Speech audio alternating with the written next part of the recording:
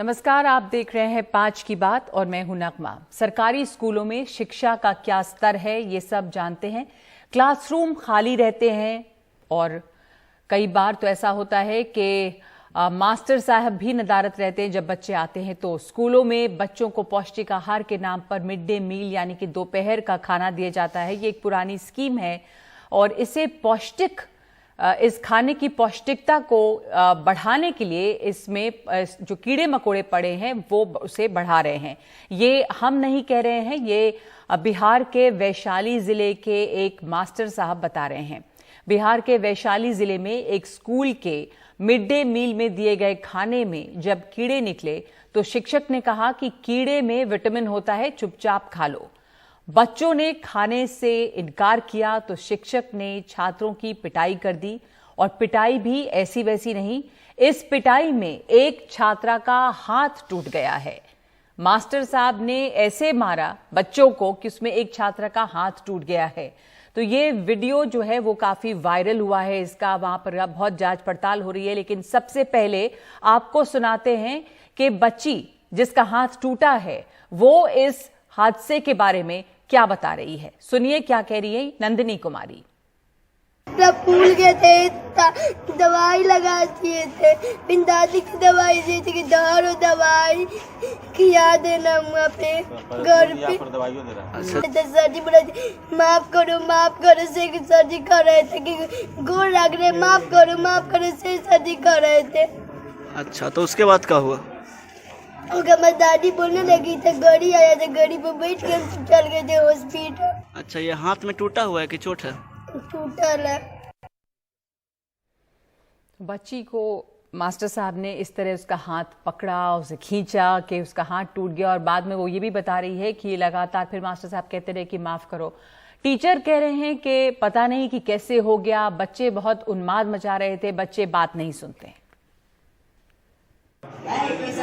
अब बच्चे लोग हमारे क्लास में समझाने के बाद भी नहीं समझते हैं। तो नहीं समझेंगे तो आप उनका हाथ तोड़ दीजिएगा सर। अब कैसे हो गया ये तो आप मारे कैसे सर कि उनका हाथ टूट गया बच्चे का? आपको बताना होगा सर कैसे टूटा। अब इतना लोग बच्चा लोग का बुझवा था ना। मामला जो है वो वैशाली जिले के लालगंज अतुल्लापुर मिडिल स्कूल का है। इसकी खबर जब अभिभावकों को मिली तो स्कूल में हंगामा हो गया, बात प्रिंसिपल तक पहुंची, उनसे जवाब मांगा गया। तो क्या कहा प्रिंसिपल साहब ने, सुनिए उनका जवाब। बताइएगा कीड़ा में कौन सा विटामिन होता है? कीड़ा में कौन सा विटामिन होता है हमको बताइए, ठीक ना? आप हमसे ज्यादा जानते हैं, आप पढ़े लिखे शिक्षक है। आप बताए हैं, आप किसी छात्र को बताए हैं कि कीड़ा में विटामिन होता है, खा लो? बताए हैं? ऐसा थोड़ी बच्चा तो कंप्लेन कर रहा है। तो सवाल पूछने पर लाजवाब रहे प्रिंसिपल, लेकिन बच्चों को यही समझाया गया कि जो खाना मिला है वो खा लो, उसमें अगर कीड़ा है तो कोई बात नहीं, कीड़े में विटामिन होता है। खबर शिक्षा विभाग को मिली तो वरिष्ठ अधिकारियों की टीम स्कूल पहुंची और मामले की पड़ताल की गई। और प्रखंड शिक्षा पदाधिकारी परशुराम सिंह स्कूल पहुंचे और छात्रों से बातचीत की। उन्होंने छात्रा के टूटे हाथ की मेडिकल रिपोर्ट की जांच की। जांच टीम ने मामले को गंभीर बताया है और पूरे मामले की जांच कराकर उचित कार्रवाई की बात कही गई है। इनके पास पहले इसका इलाज होना चाहिए, है कि नहीं? और यदि ऐसी बच्चियों या कुछ ऐसे शिक्षक वास्तविक हम लोग जांच करके देख लेंगे और उसके बाद यदि होगा तो टीचर जो है निश्चित रूप से हम लोग चुके उसको अलग ढंग से रखेंगे। अलग बच्ची का आरोप है कि सर क्या हमारा हाथ मरोड़ दिया, जिससे हाथ टूट गया है। ऐसा देखिए हम लोगों के परहेज संज्ञान में नहीं आया था, आज संज्ञान में आया है। तो हम लोग जो है इसका समुचित जो है वो जो समाज के लिए, बच्चे के लिए, सभी के लिए तो हम लोग करते हैं। यानी अब बात यह है कि इस मामले का तो वीडियो वायरल हो गया है और उसके बाद सवाल जवाब हो रही। नहीं तो एक छोटे से जिले में एक छोटा सा सरकारी स्कूल, वहां पर एक बेचारी बच्ची के साथ ये हुआ। अब कई बार इस तरह की मतलब शिक्षक जो मारपीट भी करते हैं और जिस तरह का बर्ताव वहां पर होता है या खाने की जो स्थिति है उसके ऊपर कौन निगरानी रख रहा है? कोई उस टीचर से या स्कूल के प्रिंसिपल से पूछे कि वो विटामिन की डोज के लिए कीड़े खाते हैं या नहीं? तो कई सवाल हैं इसके ऊपर। कौन करता है इस मिड डे मील की गुणवत्ता जांच? खाने में बच्चों को क्या मिल रहा है, कैसा मिल रहा है, इसके लिए एक पूरा बजट है। तो इसकी जांच कितने दिनों पर होती है, ये किसकी जिम्मेदारी है निरीक्षण करने की। मिड डे मील पर सरकार कितने पैसे खर्च कर रही है, क्योंकि ये जो केंद्रीय स्कीम है इसके लिए एलोकेशन होता है बजट में और इसके लिए पैसे आते हैं, तो ये कहाँ जाते हैं पैसे, क्यों घटिया क्वालिटी का खाना जो है वो बच्चों को मिल रहा है, ये तमाम सवाल हैं। और ये एक ही स्कूल की कहानी नहीं है, बहुत सारे स्कूलों में जो खाने का स्तर है वो बहुत खराब होगा। एक स्कूल की कहानी सामने आई है तो उसके ऊपर अब, और वो भी इसलिए क्योंकि बच्चों ने इनकार किया, टीचर ने बच्चे को मारा, एक बच्ची का हाथ टूटा और उसके बाद ये खबर जो है वो बाहर आई है। हमारे साथ इस बहुत ही अहम मुद्दे पर, बड़ा गंभीर मामला है ये, बच्चों के स्कूल जहां बच्चे पढ़ने जाते हैं, अभिभावक एक भरोसे के साथ बच्चों को स्कूल भेजते हैं, बच्चों को वो खाना वहां खाना मिलता है, बच्चों के साथ पहले तो ये मारपीट, दूसरे खाने की क्वालिटी। हमारे साथ मौजूद है बातचीत के लिए लव कुमार हैं जो जेडीयू नेता हैं, धन्यवाद आपका हमारे साथ शामिल होने के लिए। डॉक्टर अशोक सिन्हा प्रवक्ता बीजेपी और अंजलि भारद्वाज जो हैं सह संयोजक हैं एनसीपीआरआई। लगातार आप इस चीज पर निगरानी रखती हैं। अंजलि जी सबसे पहले, लेकिन चूंकि आप जेडीयू से हैं और सत्तारूढ़ पार्टी है बिहार में, तो लव कुमार जी आपसे ये समझना होगा कि स्थिति मिड डे मील की क्या है, इस तरह की घटना क्यों होती है, खाने में कीड़ा निकलना इसका क्या मतलब है, कौन निरीक्षण करता है, किसकी जिम्मेदारी बनती है? देखिए नगमा जी, सबसे बड़ी बात है, इस तरह की घटना अगर घटी है तो निश्चित तौर पर जांच हुई है और जांच होने के बाद कड़ी से कड़ी कार्रवाई की जाएगी, कहीं से भी ये जायज नहीं है। और जहां तक रही मिड डे मील की बात, अगर मिड डे मील जब से शुरू हुआ है, आपने देखा है हमारे यहाँ 12% बच्चे स्कूल से बाहर थे जब हमने शिक्षा संभाला था, और आज मात्र 1% बच्चे हैं जो स्कूल से बाहर रह गए। हमने शिक्षा में सुधार के लिए बहुत सारे कार्यक्रम किए। जैसे क्या? जैसे बच्चियों को 600 रुपए पोशाक योजना के तहत साइकिल योजना, सैनिटरी पैड के लिए 300 रुपए देना, ताकि बच्चे स्कूल जाएं, ताकि स्कूल जाएं। मिड डे मील में सुधार किया हमने, जगह जगह पे हमेशा मॉनिटरिंग होते रहती है। और नगमा जी मैं बताऊं, बिहार ऐसा राज्य है जहां हमने एक साथ, जब बच्चियों की हुई कि दूर पढ़ाई करने नहीं जाते हैं, एक साथ हमने 5200 विद्यालयों को उत्क्रमित किया, उत्क्रमित मध्य विद्यालय बनाया, उनको इंटर कॉलेज तक बनाया कि बच्चियों को और बच्चों को शिक्षा मुहैया हो सके। लेकिन हमें जब मिला था शासन, उस समय किससे मिला था शासन? जब हम नीतीश कुमार जी ने सत्ता संभाला था जी, तो वो तो बहुत साल हो गए उसको। अनुपात 1:122, एक शिक्षक पर 122 बच्चे थे। आप पिछले 15 सालों की बात कर रहे हैं? मैं अपनी उपलब्धि बता रहा हूं। नहीं कि 15 साल जब से नीतीश कुमार तो लगातार ही सत्ता में रहे हैं, बिल्कुल। उसके पहले जो हालत थी और अब की जो हालत है, बहुत सुधार हुआ है। नहीं, सुधार मतलब कितने बच्चे आ रहे हैं, पर सुधार तो ये भी पूछा जाएगा कि स्कूलों की हालत क्या है। मात्र 1% बच्चे हैं जो विद्यालय से बाहर रह गए हैं, जहां 12% हुआ करते थे। आपसे ये मैं समझना चाहती हूँ कि वो बच्चे स्कूल में आए, इसके लिए आपने बताया बहुत सारी स्कीम्स शुरू की गई। मिड डे मील जो केंद्रीय गवर्नमेंट की एक स्कीम है, वो भी इसी के तहत है कि बच्चे आए और बहुत गरीब परिवार के बच्चे होते हैं, पौष्टिक आहार मिले। तो इस तर्क पर कि वो पौष्टिक आहार जो उसके नाम पे अगर खाना खराब मिलता है, उसमें कीड़े निकलते हैं, और टीचर को देखिए, खैर वो तो आपकी जिम्मेदारी नहीं है, उस टीचर के ऊपर कार्रवाई होगी, पर खाना खराब मिल रहा है ये तो सरकार की जिम्मेदारी नहीं, बिल्कुल। सरकार ने एक चार्ट बनाया है नगमा कि संडे को क्या मिलेगा, मंडे को क्या मिलेगा, और मतलब पूरे 7 दिनों का चार्ट है, 6 दिनों का उनका चार्ट होता है कि इस दिन यही खाना परोसना है। निरीक्षण कितने दिनों पे होता है कि क्या क्वालिटी है, कौन जाता है निरीक्षण के लिए? को हमेशा जिम्मेवारी दी गई है, प्रखंड शिक्षा पदाधिकारी को और डीपीएम को मिड डे मील के लिए अलग एक टीम गठित की गई है जिसको जिम्मेवारी है, और साथ साथ सचिव वहीं के होते हैं, उसी गांव के होते हैं, कि उनको जिम्मेवारी है कि वो जांच करते रहे। जैसे ये टीचर हैं, पब्लिक में से कोई सचिव नियुक्त किया जाता है। हमारे यहाँ जितनी पारदर्शी व्यवस्था की गई, निश्चित तौर पर अगर गलत, सवाल यही है ना कि कितने दिनों पे जांच हो रही है, कौन लगातार जांच करने के लिए एक वहां की लोकल कमेटी भी होती है जो शिक्षा समिति के नाम से गठन की जाती है। और नगमा में बता दूं, मिड डे मील की जो निकासी होती है उसमें एक प्रधान शिक्षक होते हैं और साथ में जो हमारे यहाँ सचिव है उसका भी साइन होता है और उसका भी ज्वाइंट खाता खुलता है। अब बात है कि जो भी होता है कागज पे, अब जब खाने में कीड़ा निकलता है और टीचर कहते हैं कि खाने में जो कीड़ा है वो खा लो, कोई बात नहीं है, इसमें विटामिन है। मैं आपसे ये पूछना चाह रही हूँ कि उस खाने को क्या उन टीचर्स को भी दिया जाता है चखने के लिए, खाना खा ले वो? यही नियम है मैम कि पहले वहां के टीचर को उस खाने को खाना है। अगर ऐसा नहीं करते, हमारे यहाँ बहुत सारे जिलाधिकारी महोदय, मैंने देखा त्यागराजन है गया का जिलाधिकारी, वो जाके मिड डे मील खुद चख रहा है, अभी रोहतास जिलाधिकारी का वीडियो भी हुआ था कि लगातार वो मिड डे मील हर एक स्कूल में जाके खा रहे हैं। बनते हैं तब तो उस वक्त अच्छा खाना खा रहे नहीं, ऐसा नहीं यार, औचक निरीक्षण। देखिए नगमा, हमने जो सुधार किया बिहार में कम संसाधन में, मैं आपको बता दूं, जहां शिक्षकों की संख्या एक शिक्षक पर 122 विद्यार्थी हुआ करते थे, आज एक शिक्षक पर 30 विद्यार्थी हैं। राष्ट्रीय के कम इस बार के बजट में 16.5% कुल बजट का एलोकेशन गया इस पे, शिक्षा पे। नहीं, बिल्कुल हमने बढ़ाया है शिक्षा पे जी बिल्कुल, और उसमें 3100 करोड़ जो है वो फाइनेंशियल सपोर्ट जो सेंट्रल गवर्नमेंट की स्पॉन्सर्ड स्कीम है उसको मिल रहा है मिड डे मील को। बावजूद इसके अगर क्वालिटी अच्छी नहीं होती है तो उस पर सवाल तो उठेंगे। बिल्कुल सवाल उठना भी लाजमी है। ठीक है, मैं आगे बात इस बहस को मैं आगे बढ़ाऊंगी और अशोक सिन्हा भी हमारे साथ है, बीजेपी प्रवक्ता। आप उनसे पूछना चाहूंगी कि उनका इसके ऊपर क्या कहना है। अंजलि भारद्वाज हैं हमारे साथ। अंजलि जी, मैं आपके साथ पहले आपसे पूछना चाहती हूँ कि जो स्कीम है उसमें किस तरह की कमियां देखती हैं आप और क्यों नहीं इसमें क्वालिटी कंट्रोल हो पाता है?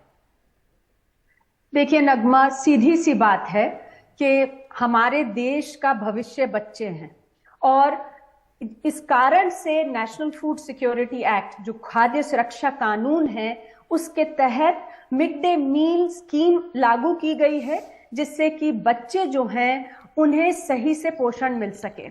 आज आप अगर देखें, राज्यों की बात हम कर रहे हैं, लेकिन अगर हम आंकड़े देखें वो चौंका देने वाले आंकड़े हैं हमारे देश में। अगर ग्लोबल हंगर इंडेक्स की बात करें तो भारत 121 देशों में से 107वें स्थान पर आज है और 3 पैरामीटर्स, जो 4 में से 3 पैरामीटर्स हैं, वो बच्चों की पोषण से रिलेटेड हैं, मैल न्यूट्रिशन से रिलेटेड है।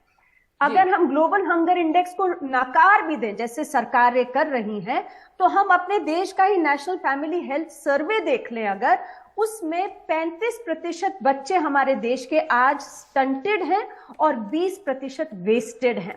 तो ऐसे में जो मिड डे मील है, जो बच्चों को स्कूल में मध्याह्न भोजन मिलना होता है, वो बच्चों के लिए लाइफ लाइन है जिससे कि वो पौष्टिक आहार खा सकें। लेकिन लगातार हम देख रहे हैं कहीं पर कीड़े निकल रहे हैं मिड डे मील में, कहीं पर नमक और रोटी दी जा रही है मिड डे मील के नाम पर। यूपी में हमने ये खबरें सुनी थी और ये बहुत ही दर्दनाक स्थिति है और इसके लिए मुझे लगता है कि पूरी तरह से सरकारों को दायित्व लेना ही होगा, क्योंकि जो नेशनल फूड सिक्योरिटी एक्ट है उसमें स्पष्ट रूप से लिखा है कि भ्रष्टाचार ना हो, गलत तरीके का खाना बच्चों तक ना पहुंचे, उसके लिए पारदर्शिता की क्या जरूरत है वो लिखा गया है। सोशल ऑडिट, जो सामाजिक अंकलेक्षण है, वो हर स्कूल के अंदर मिड डे मील का हो, जिससे कि कोई ये इस तरीके का भोजन देकर बच्चों को ना नकार पाए। और एक स्टेट फूड कमीशन का गठन है जिससे कि शिकायत अगर हो खाने के बारे में, वहां पे उसके ऊपर तुरंत काम हो। अनफॉर्चुनेटली हम देख रहे हैं कि सरकारें गंभीर नहीं हैं इसको लेकर और सोशल ऑडिट के नाम पे ज्यादातर राज्यों में कुछ नहीं हो रहा। और अगर हम देखें कि जो शिकायत निवारण का ढांचा है, जहां ऐसे बच्चे जिनकी पिटाई हुई है आज, वो जाकर और उनके पेरेंट्स जाकर शिकायत कर सकते हैं, वो भी राज्यों में सही से काम नहीं कर रहा। तो मुझे लगता है कि ये बहुत जरूरी है। दो चीजें। तो अशोक, एक वापस आऊंगी आपके पास अंजलि जी। एक बार जो आपने बात की, मैं अशोक सिन्हा से ये बात पूछना चाहती हूँ, ये जो सोशल ऑडिट की बात है, अशोक जी, विपक्ष के तौर पे या जब आप लोग सरकार में रहे पर अब विपक्ष में है, ये सोशल ऑडिट जो होना है कि समाज के ही लोग, जिसकी बात अभी लव कुमार जी भी कर रहे थे, वो कितना इफेक्टिवली काम करता है, या क्या विपक्ष के लिए भी कोई बड़ा मुद्दा होता है? बच्चों का खाना पीना, मिड डे मील, कहाँ चुनाव में कुछ इसकी बातें होती, क्या जाके देखते हैं लोग ये काम कोई भी कर सकता है सामाजिक तौर पे कि किस तरह का खाना मिल रहा है, या जो शिकायत निवारण का की जगह संस्था होनी चाहिए थी, क्या वो फंक्शन करती है? आप लोग ने क्या कभी इन बातों पर भी ध्यान दिया बतौर विपक्ष के? नगमा, ये सोशल ऑडिट की बात जो है, ये बिहार में केवल व्हाइट वॉश है। सोशल ऑडिट का तब आता है जब वहां कंप्लेन हो, या रेगुलर तौर पे तो हो ही नहीं सकता है। और एजुकेशन पिछले 2005 से जेडीयू के हाथ में रहा है। किसी न किसी कोई भी मंत्री जेडीयू के हाथ, मतलब जब आपके साथ थी जेडीयू तो भी? मैं बताता हूँ, मैं बताता हूँ, बहुत सीरियस बात कल हो गई है। हाँ। मैं इसी को मैं उठा रहा हूँ। तो मिड डे मील एक ऐसा चीज है आज स्कूलों में जिसकी व्यवस्था की गई है, वो वहां के प्रखंड शिक्षा पदाधिकारी, जिला शिक्षा पदाधिकारी और वहां का प्रधानाध्यापक, ये तीनों का लूट का अड्डा हो गया है, लूट का जरिया हो गया है। अभी जेडीयू के हमारे प्रवक्ता बोल रहे थे कि हमने मिड डे मील किया, इससे हमारे यहाँ इतना अटेंडेंस आ गया। अटेंडेंस का फायदा क्या है इस अटेंडेंस का? और कोई ऐसा महीना नहीं है जिस महीने में 2 या 3 कॉन्टेमिनेटेड मिड डे मील की घटना नहीं बिहार में होती है। और ये सारी चीजों की मॉनिटरिंग खुद चीफ मिनिस्टर करते हैं। अब बताइए ये किस तरह की मॉनिटरिंग है?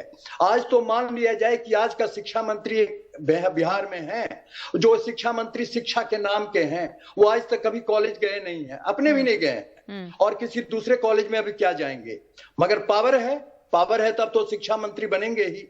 लेकिन ये मिड डे मील बिहार में शिक्षा में भ्रष्टाचार का सबसे बड़ा जरिया है जी। और कोई ऐसा महीना नहीं है जिस महीने में 2 या 3 घटनाएं नहीं होती हैं। ये पब्लिक डोमेन में आता है।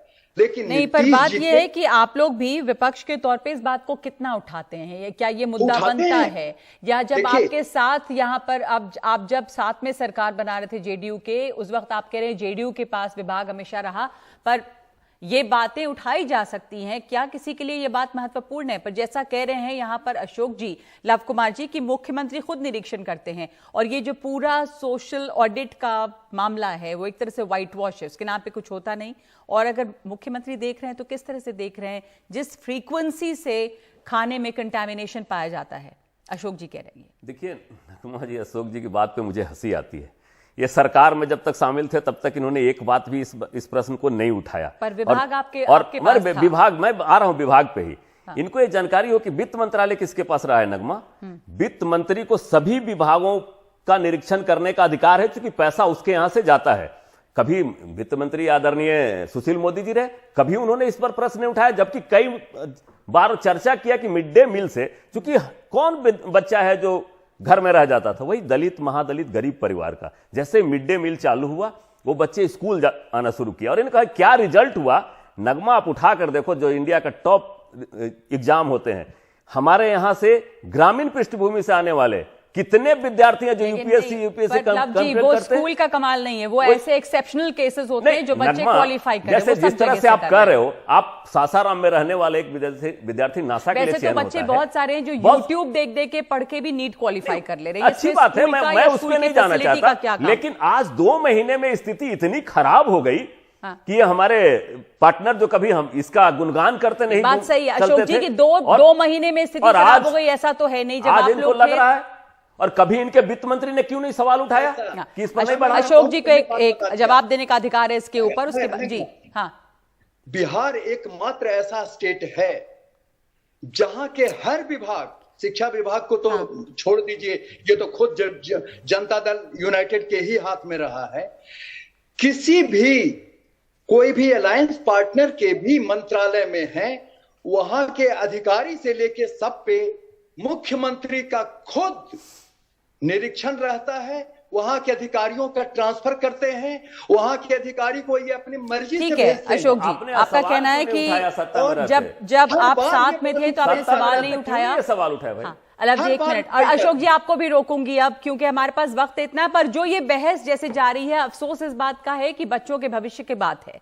जैसा अंजलि जी ने कहा, 35% बच्चे अभी भी स्टंटेड हैं। खाने की स्कीम इसलिए शुरू की गई ताकि बच्चे स्कूल में आए, पर अगर स्कूल में जो खाने मिल रहे हैं वो खराब और कंटामिनेटेड मिलेंगे तो क्या जो भ्रष्टाचार है उसके ऊपर सवाल क्या विपक्ष उठाती है? खाने के नाम पर, मिड डे मील के नाम पर अगर भ्रष्टाचार होता है और पैसे इसके कहां जाते हैं? या बिहार की अगर बात करें तो मुख्यमंत्री अगर निरीक्षण कर रहे हैं तो क्यों नहीं अब तक की बातें सुधरी हैं? ये तमाम सवाल हैं। बहुत धन्यवाद आप लोगों का इस चर्चा में शामिल होने के लिए। बहुत महत्वपूर्ण बात है ये, और इसलिए हम बार बार इस तरह के मुद्दों को लेकर आपके सामने आते हैं ताकि इस पर ध्यान जाए।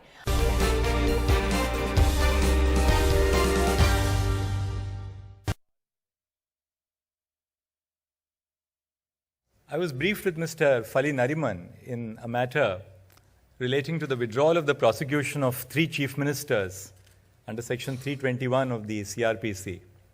And that was challenged and eventually referred to the Constitution bench. So when the judges were exchanging a conversation between themselves, I was keen to tell the senior on what is the next line of authority to cite. So he put his hand up and said, "Quiet," he said, "quiet." And then he told me, he said, when the judges speak when a matter is going on, always be silent and see what they are talking about. That will give you an insight on which way the matter is going and what they expect of you. Focus on the court and focus on what the judges are speaking about. Then in numerous conferences, I learned what we have come to learn or label as the Nariman list of dates. Every time you had a conference, you would improve upon the list of dates. The dates would be distinguished from your submissions, which would come in the form of a note. There was Lalnarayan Sinha ji, the then Attorney General, who was understated brilliance personified. You could barely hear him behind the first row. But when you leant over and tried to follow what he was arguing, you were struck by the sheer brilliance in his simplicity, in the manner in which he made his presentation. You recall that he was the Attorney General who walked out of the court when Ram and Shaman was being argued, that famous case on tenders. I was in the court when Mr. S.N. Kakkar was arguing a matter in court number 4, when a very strong judge, Justice D.A. Desai, was tearing a young junior apart. And Mr. Kakkar was pouring into his briefs, getting ready with his own case. And then suddenly he sprung out of nowhere and said, "My lords, I protest at the manner in which the junior counsel is being dealt with by your lordships. And if I don't raise my voice, I would be unfair to the young juniors for whom I stand today." There was Mr. K. Parasaran. You would spend hours when he used to argue before the Constitution bench. The court was not, court number 1, the Chief's Court was not as crowded in those days.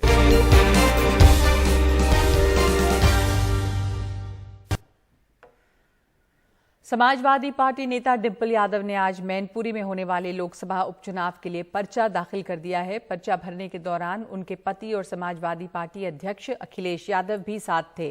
ये seat Mulayam Singh Yadav के निधन से खाली हुई है। 10 अक्टूबर को मुलायम सिंह यादव का निधन हुआ। इस सीट पर 5 दिसंबर को वोट डाले जाने हैं और 8 दिसंबर को इसके नतीजे आएंगे। इस सीट के लिए बीजेपी ने अब तक अपने प्रत्याशी का ऐलान नहीं किया है। कुछ खबरों के मुताबिक मुलायम सिंह यादव की दूसरी बहू अपर्णा यादव को बीजेपी उम्मीदवार बना सकती है। आज डिंपल यादव का पर्चा भरवाने के बाद अखिलेश यादव ने ऐतिहासिक जीत का भरोसा जताया है।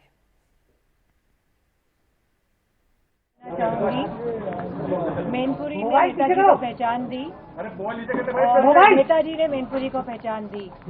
नेताजी का आशीर्वाद हमेशा मेरे साथ रहा है और मुझे पूरी उम्मीद है कि मैनपुरी की जनता का आशीर्वाद भी समाजवादी पार्टी के साथ रहेगा आने वाले चुनाव में।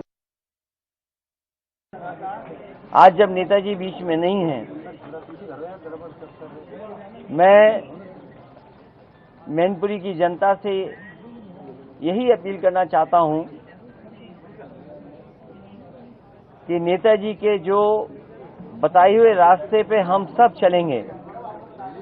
नेताजी का दिखाया हुआ रास्ता, जो राजनीतिक सम्मान, जो सामाजिक सम्मान और आर्थिक लड़ाई जो लड़ी है, उन सिद्धांतों को आगे बढ़ाने का समाजवादी पार्टी काम करेगी। डिंपल यहां से प्रत्याशी हैं और मुझे पूरा भरोसा है यहां की जनता एक बार फिर, और जिस तरीके से हमेशा साथ दिया जनता ने, नेताजी के नाम पर इस चुनाव को ऐतिहासिक वोटों से जिता करके जनता भेजेगी।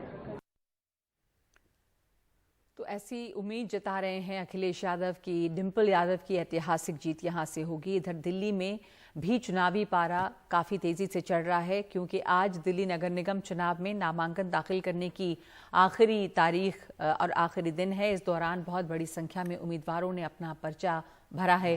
तीनों अहम पार्टियां, तीनों बड़ी पार्टियां जो इस समय चुनाव में हैं वो बीजेपी, आप और कांग्रेस हैं, और तमाम उम्मीदवार आज 250 सीटों के लिए नामांकन दाखिल करने के लिए पहुंचे।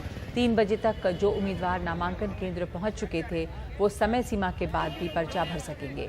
कुछ उम्मीदवार ढोल नगाड़ों के साथ नामांकन भरने के लिए पहुंचे।